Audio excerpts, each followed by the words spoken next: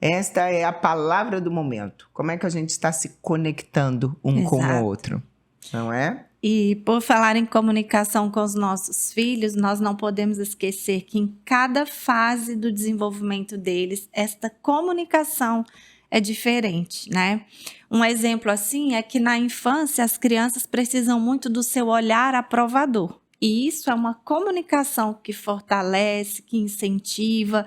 Não adianta uma criança estar aqui querendo te mostrar o desenho dela ou a história que ela se interessou e você está olhando para outro planeta e só falando, que lindo, é mesmo, nossa, maravilhoso. Não, isso não comunica o afeto, isso não valida o que o seu filho quer te mostrar. E em cada fase, os nossos filhos têm uma necessidade diferente dessa comunicação afetuosa, né? Chega lá na frente, não espere que o seu adolescente venha te mostrar nada disso. O livro que ele está lendo, a série que ele está gostando, o desenho que ele fez, muito pelo contrário. Você vai precisar entrar nesse mundo do seu adolescente para que exista uma comunicação eficaz ali. E às vezes as pessoas falam, nossa, mas é tão difícil, né? Meu filho é adolescente, ele não fala nada, ele esconde tudo o que sente. Mas como a Cibele bem colocou, nós somos os responsáveis porque nós somos os pais. Então nós somos os responsáveis por abrir caminhos para que esta comunicação exista. É um olhar mais triste ou mais cansado que você percebe e ali você acha um ganchinho para entrar, para perguntar. Se ele não quer falar, a comunicação não é feita só de palavras não, tá? A comunicação também é feita de carinho, de gentileza. Você leva um bolinho, leva um suquinho no quarto dele quando ele está ali debruçado nos livros, ou quando você percebe que ele não está expressando em palavras, mas que hoje ele veio da escola mais triste, né? Então essa comunicação ela vai se processando de várias formas. Na adolescência a gente pode encontrar vários caminhos de nos comunicar com os nossos filhos. Eu que tenho um hoje com 18, não foi fácil a fase dos 12, dos 13, né? Eles não querem contar nada, eles ficam mais brutos, mais arredios, xingam mais, falam coisas mais grosseiras, mas nós fomos permeando e construindo um caminho que hoje ele com 18, ele me manda mensagens lindas, incríveis, ele quer me mostrar a nota que ele tirou, a prova que ele gabaritou. Outro dia era meia-noite, ele estava me ligando, eu até assustei, falei, que é isso? Ele queria me perguntar uma sugestão, se ele poderia fazer algo com os amigos, mas esse caminho de diálogo, ele não é mágico, ele não nasceu assim, ele foi construído.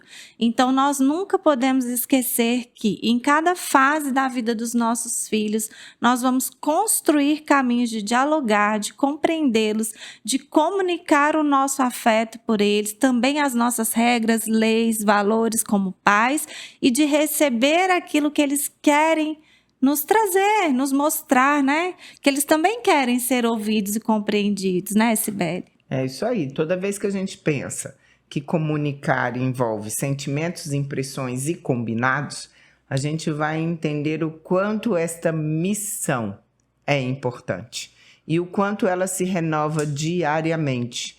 A gente começa com eles lá pequenininhos, acolhendo as emoções, ensinando a nomear as emoções, a entender, a dar limite, gente. Limite é fundamental. Limite não é dizer não porque não. Limite é dizer não mostrando aquela ação, convidando ele desde pequenininho a entender por que pode e o que não pode. Né? Porque o limite, vamos pensar num rio, o rio vai chegar no mar, ele nasceu para isso. O nosso desenvolvimento também vai acontecer. Agora, um rio sem contorno, sem limite, ele se perde. Por isso a gente tem margem. O papel dos adultos é ser esta margem. E conforme a criança vai se habilitando cada vez mais, a gente vai se afastando para que essa autonomia aconteça, mas a gente não entrega para o mundo, não. A gente está ali, de parceiro, de próximo, de olhar. Eu gosto de fazer a seguinte cena, quando a criança é pequenina, a gente está na frente porque ela está imitando a gente. E aí, ao longo do desenvolvimento, esta posição vai se modificando.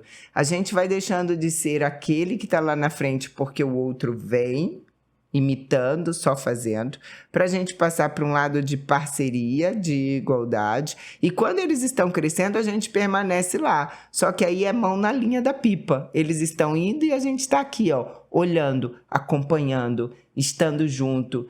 Da mesma maneira que quando a coisa aperta, eles olham para trás e voltam a este porto seguro para poder conversar, para poder trocar ideias. Mas isso só é possível se a gente gastou tempo efetivo na construção. Hoje a gente tem muita reclamação de todo mundo olhando para as telas, das crianças, dos adolescentes nas telas. E nós adultos? A gente também está aqui. E a gente não pode querer ensinar aquilo que a gente também não se dispõe a praticar. Então, quantas vezes a gente para uma conversa? Mas é para conversar, sabe? Não é para a gente estar só, como dizem os meninos, só fica cuspindo regra, só chega para mandar. Não, é para a gente estar junto, entendendo dos personagens que eles estão gostando. Às vezes é super difícil para a gente entrar nesse universo. Mas se a gente não estiver lá, eles também não vão estar cá. Exatamente. A gente faz ponte, né? Exato. Se eu só entro com um olhar crítico, se eu só entro falando, meu Deus, que coisa horrível, como é que é isso? Ele não vai querer mostrar, porque ele pertence a esse universo. Os adolescentes, em especial, eles despregam da unidade familiar para poder fazer a sua unidade social. E se a gente só entra com críticas nessa unidade social, ele não vai trazer nada para a gente, não. A gente só mostra quando entende que para o outro também vai ser interessante. Então, que olhar de interesse a gente está tendo para os nossos filhos, né? Que olhar de interesse a gente está tendo para a partilha? Porque hoje a gente tem visto muito isso, né, Rafa? Cansei, não vou fazer mais não. Ele que fique lá e eu fico aqui. Quando ele quiser, eu estou aqui. Gente, isso não vai acontecer. As pessoas se acostumam àquilo que a gente pratica. Se a gente não pratica o estar junto, a gente se desabilita de estar junto. Então, comunicar envolve isso.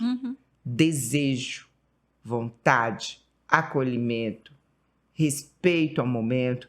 A Rafa falou, na adolescência, às vezes, eles ficam mais arredios. Sim, e a gente não precisa entrar derrubando a porta, não. Fica do lado. Às vezes, só um carinhozinho. Sabe? A gente precisa ter mais plasticidade para moldar a maneira como nós acessamos o outro. Porque às vezes por aqui, hoje não deu certo, mas por aqui pode ser de uma outra forma. Aquele bilhetinho que você deixou despretensioso. Às vezes escrever no espelho do banheiro, porque pega na surpresa.